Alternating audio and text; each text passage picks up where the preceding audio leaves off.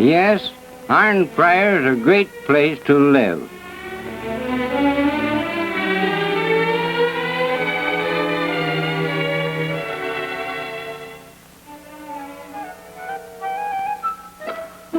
It's nice for children to grow up in a place like Arnprior. They have many good things to remember.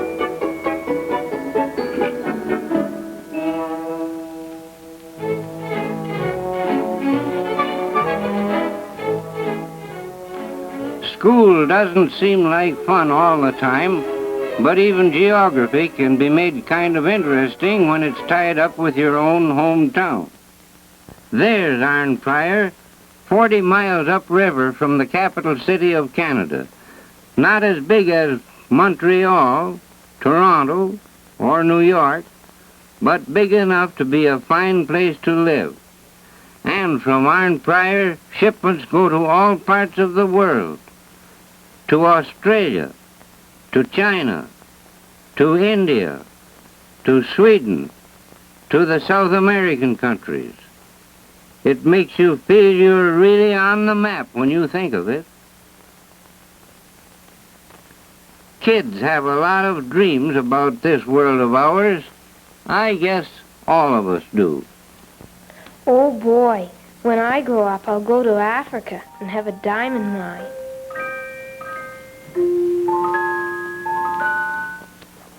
My goodness, I wouldn't want to live in any of those funny countries. When I get married, I want to live in one of those nice houses up the street. Gee, I wish it was still the summer holidays. I'd be down at the wharf right now. I wonder how the fish are biting. It should be a good day. Gosh, Grandpa's lucky. Charlie, stop daydreaming and tell me, what are the principal exports of New Zealand?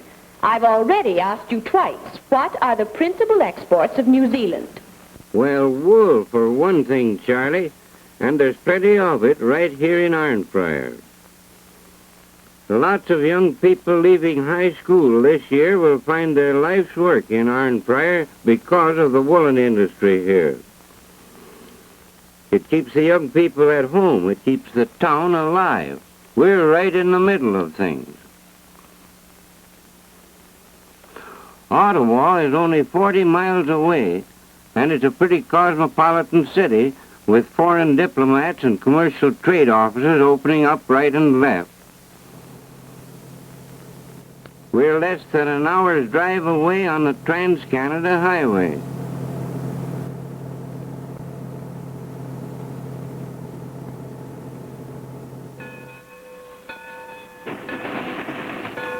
And Arnprior is well served by railways.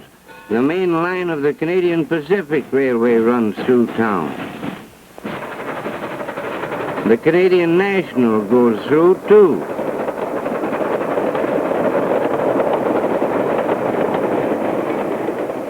We're also on a main truck route. Yes, sir. Here the young people have the time and space to enjoy themselves without feeling they're stranded in the middle of nowhere. Some of them go away to university and come back as engineers or doctors. And they don't have to go very far from the old familiar landmarks to find lots of work in their chosen profession.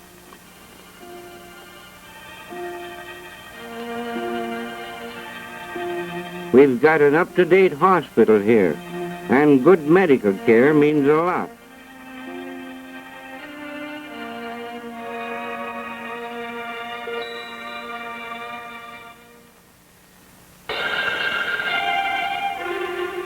Arnprior was originally a logging town, one of the largest on the Ottawa River.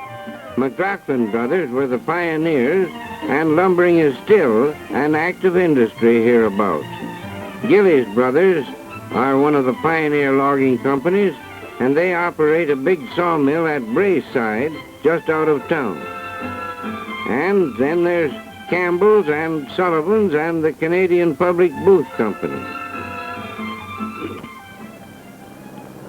Both the Ottawa and Madawaska rivers, which join at Arnprior, have big power developments. Just 4 miles down the Ottawa, there's the Shaw Falls plant. The combined length of the dam and powerhouse is about 3 miles. It develops over 200,000 horsepower.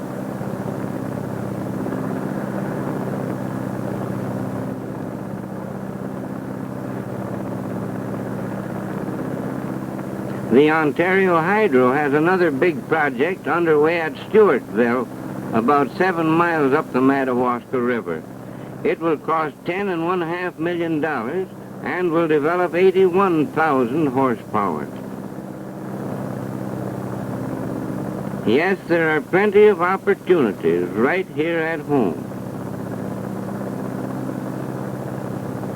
There's the Kenwood Mill right below us. Many young people will find jobs there. This Kenwood plant sure means a lot to Arnprior.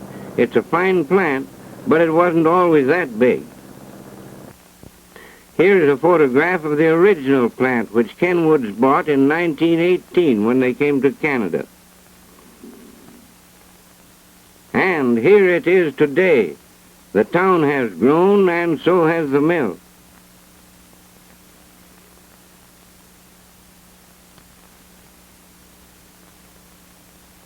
It's a funny thing, but one of the things that brought Kenwood to Arnprior was the water of the Madawaska River. You see, most textile mills have to put chemicals into the water they use. But for some reason or other, this Madawaska water is just right the way it is. Yes, the Kenwood Water Tower and the Kenwood signs are well-known landmarks in town. And like I said, lots of our boys and girls go to work at the Kenwood plant as soon as they get out of school. And Kenwood's a good place to work. It's clean, well-lighted, and airy. They work a 5-day week and have holidays with pay. And there's a group insurance plan and a retirement plan. There's also a profit-sharing plan for all employees, which has been in effect for over 20 years.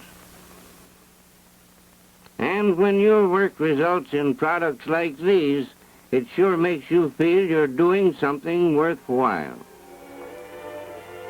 It's pretty hard to beat Kenwood overcoats for warmth, and they look smart, too. And lucky are the kids who are tucked into bed in a Kenwood blanket.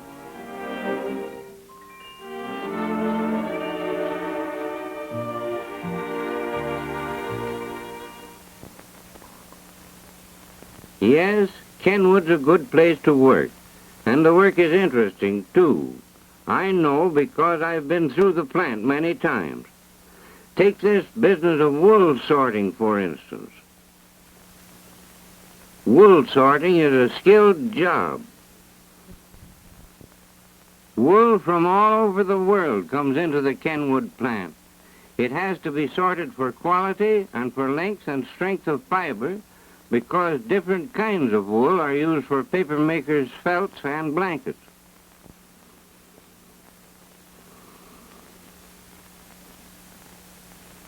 After sorting comes scouring. This is a cleaning process that requires great care and exactness, because the wool fiber can be completely ruined if not handled right at this stage.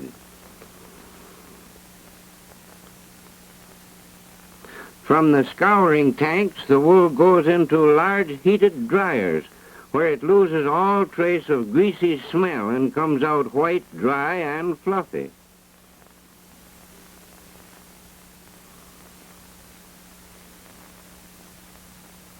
Now we come to the dyeing.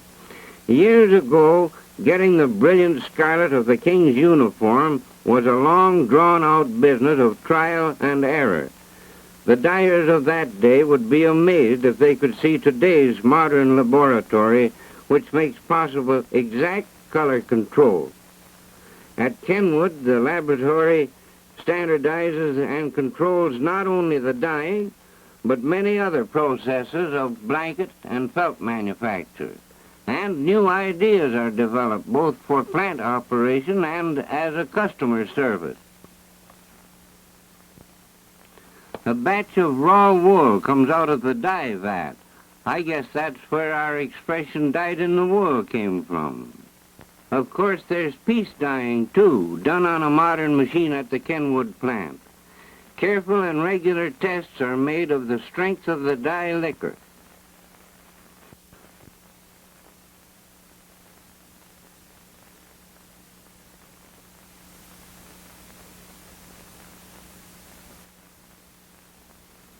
In the blending room, wools of different colors and grades are blended in the proper proportion to obtain not only the desired shade, but the right strength and resilience.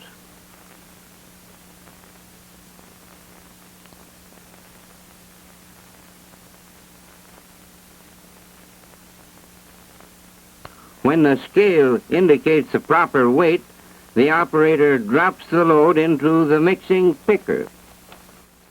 The picker opens up the bunched fibers and shakes out any remaining foreign matter. At this stage, the wool is pretty dry and hard to handle, just like your hair after washing. So oil in emulsion form is added to control the wool through the carding process. The carding room is something to see, with a row of massive carding machines.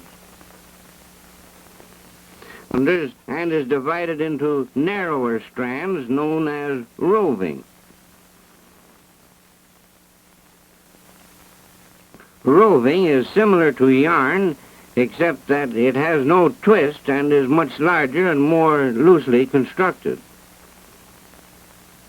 These soft, bulky strands of roving are wound on wide spools, and the wool is ready for spinning.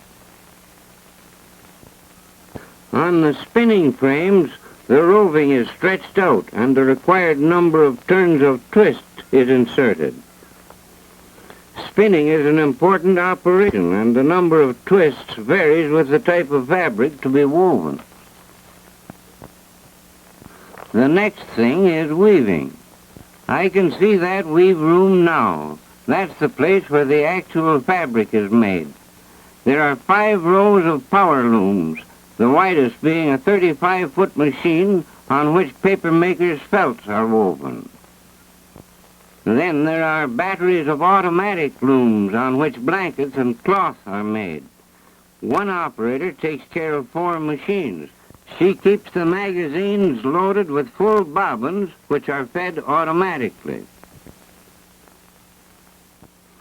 Inspection is the next operation, and in this department, felts and blankets are carefully inspected. In this room also, the felts are joined to make an endless belt. Good lighting is needed, and like all other Kenwood departments, this room is well lighted and airy, with lots of room to move around. Skillful fingers make the join so that when finished it cannot be detected. The joiner gradually acquires great skill in joining the 2 ends of a felt together to make a perfect seam. Each end of the felt has a fringe, and the operator takes an end from one fringe and the corresponding end from the other, knots them together and draws the slack part either up or down.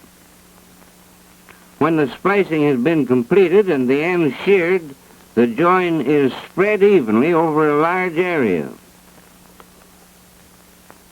This joining operation requires great skill and plenty of concentration, and there are rest periods both morning and afternoon for all Kenwood employees.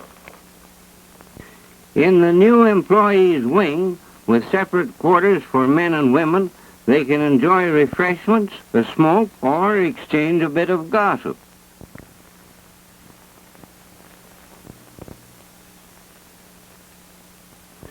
But I'm getting off the track. Where was I? Oh yes, I just told you about joining. Well, after joining comes fulling.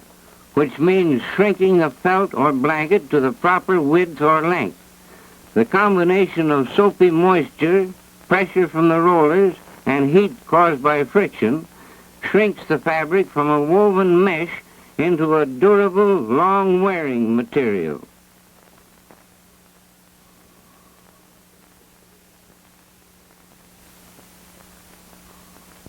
After further washing, the fabric, while still damp, is ready for napping. This process creates thousands of tiny air cells which act as insulation and provide that warmth without weight for which Kenwood blankets are noted. The napping is done with small vegetable burrs known as teasels.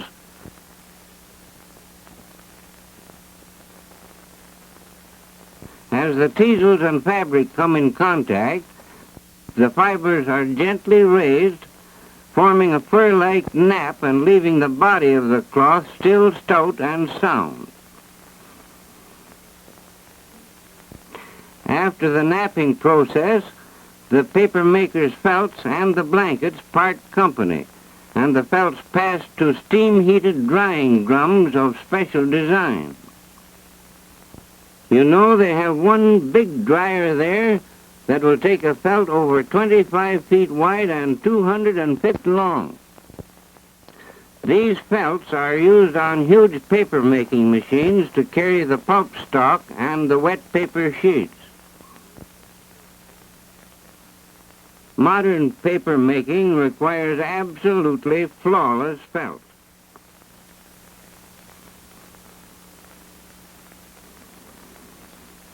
After drying, the felts are again inspected. This inspection business is carried to great lengths at Kenwood. In fact, it's a never-ending process, and there's not much chance of even the tiniest flaw getting past the watchful eyes of these inspectors.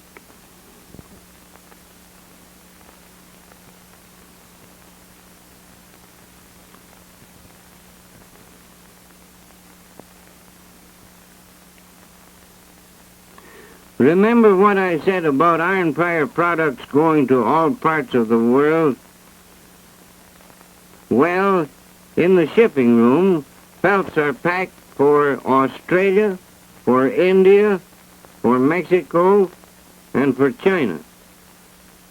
Of course, most of Kenwood's paper makers' felts are used in Canada.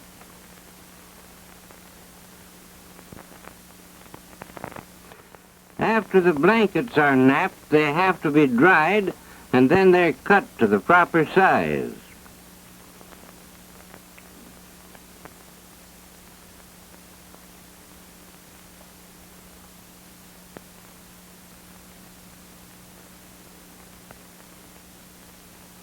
Girls trim each blanket, sew on the Kenwood label, and add the satin binding.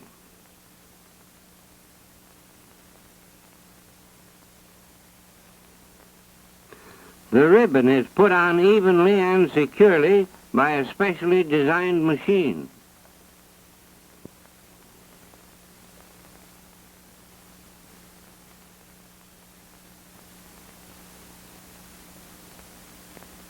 The blankets are then given a final inspection and packed in individual boxes.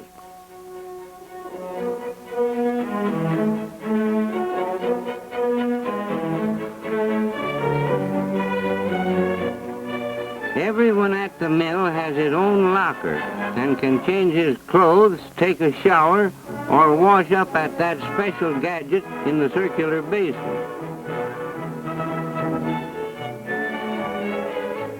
Most people have only a few blocks to go to get home. No hour-long drag on a crowded bus or streetcar.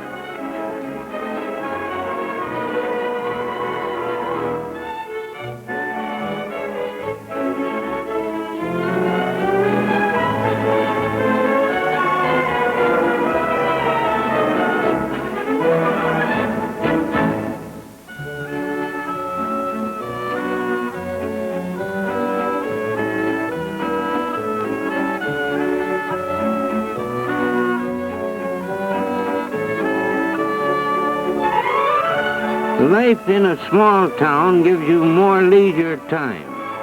Maybe I'm kind of hipped on the subject of fresh air, but I sure like to see people get out and enjoy the rivers and the woods and all the great country we're lucky enough to have.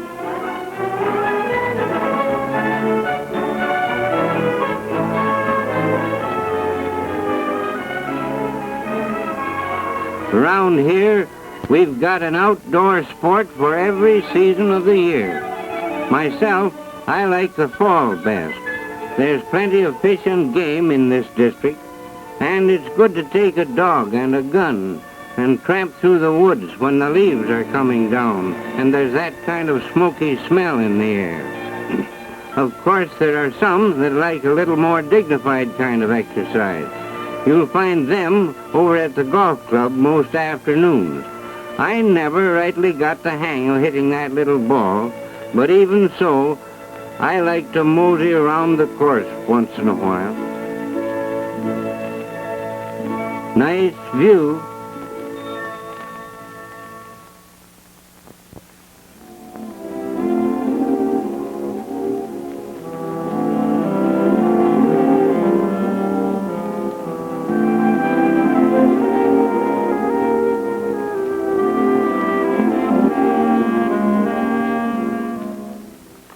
There's something clean and fresh about our winter. And even allowing I'm not as young as I used to be, I wouldn't thank you to take me south away from all this. At least I don't think I would.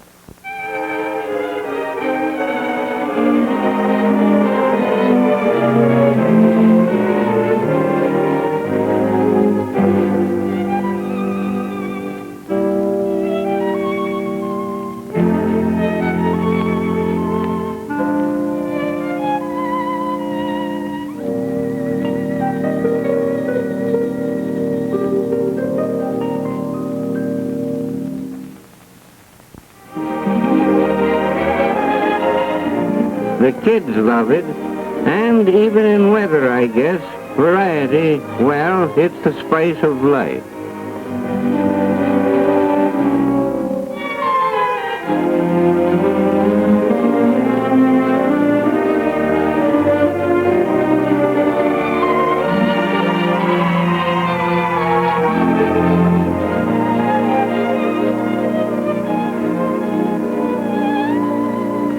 The women may blather at you occasionally for a shopping trip to the big city department stores, but all in all, I think they'd just as soon shop right down on John Street.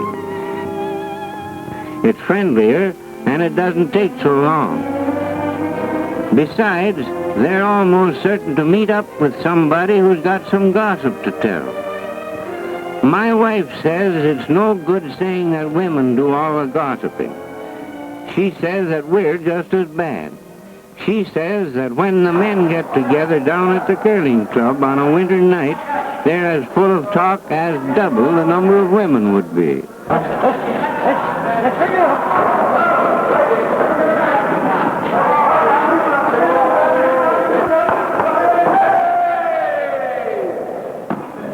one, you're right up. Where's right? We'll get to the light. You cut?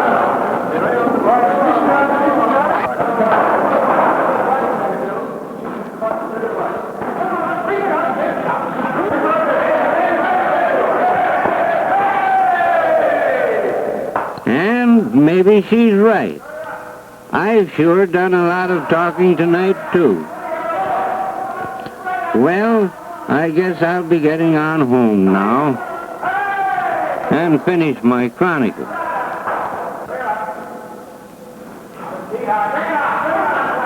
So long, boys.